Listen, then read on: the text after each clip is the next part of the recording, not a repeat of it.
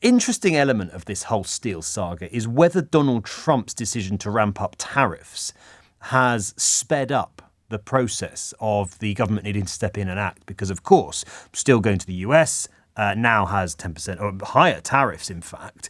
Has that fueled the urgency with which ministers are now having to act to save British steel?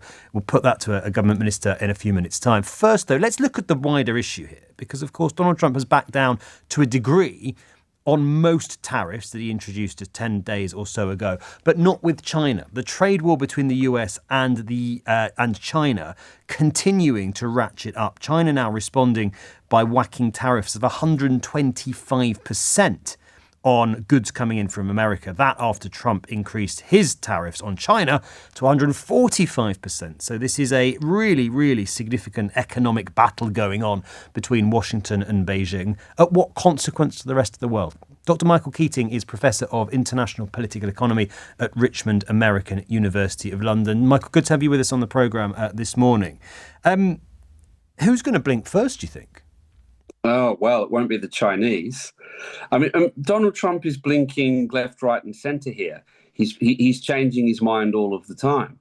And in a way, that's a bigger problem. What usually happens, the government makes a big policy announcement on tariffs or on taxes or on anything, and the market sort of then costs that in, it adjusts and then gets on with life. But if you keep changing the policy settings every 12 days or 4 hours or whatever it is, it just creates mass uncertainty. And that means the economic turmoil is in part being caused not by the tariffs, but by the changing of the policies all the time.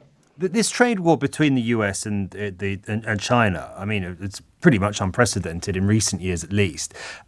Who stands to lose most? And I guess sort of the implication of that is who will need to back down first, do you think? It depends whether...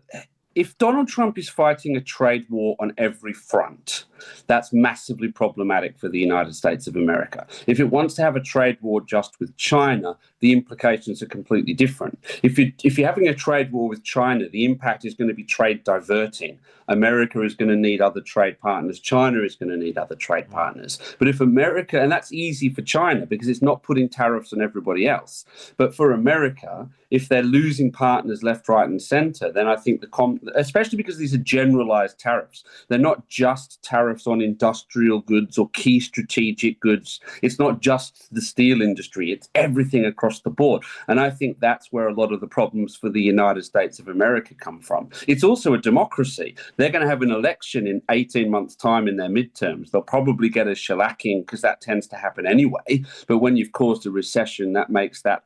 China doesn't have those problems. And what does this mean for all of us, Michael? Because clearly this is, the 125% tariffs, or 145% on China, make our own 10% look pretty minor. But this is, of course, an economic war between the two richest countries in the world. How will it affect Britain? It's a good question. I mean, again, some of the trade diverting effects could be good for Britain. But the question is, does it cross over into other sorts of financial and economic conflict? If you could imagine it becomes a currency war, that can have other sorts of implications. If the US dollar collapses, or if the Chinese dollar, if they continue to, trend downwards, things can become cheaper for us. Things could become more expensive for us. It's a really interesting sort of case. I think a lot of it depends on whether he continues to fight and demand tariff increases on Britain, on America, on Europe, on Australia. That's really where the impact is going to be felt, I think, more for us. Very interesting indeed. Thank you very much for coming on. Dr Michael Keating, Professor of International Political Economy at Richmond American University of London.